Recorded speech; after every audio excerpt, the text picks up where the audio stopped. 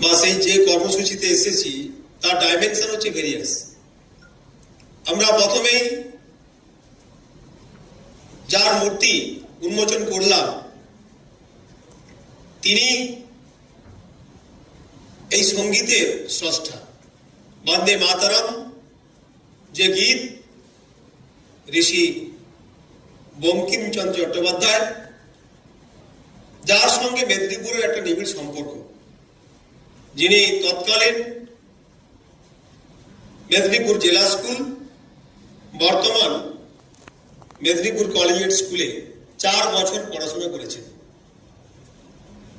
এবং যে বন্দে মাতরম গীত আমরা একসাথে গাইলাম 1000 কণ্ঠে, সেই বন্দে মাতরম এই গীত শুনেই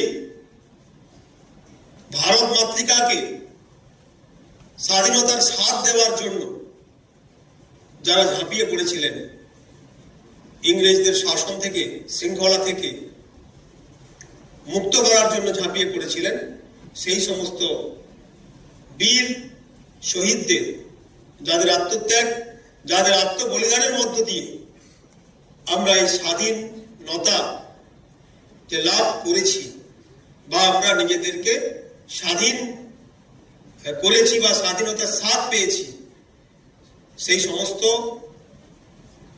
বীর শহীদদের উদ্দেশ্যে প্রথমেই প্রণাম নিবেদন করছি।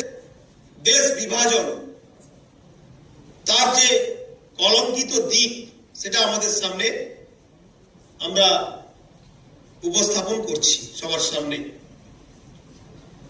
দেখুন, দেশ ভাগ হয়েছে, দেশ বিভাজন হয়েছে,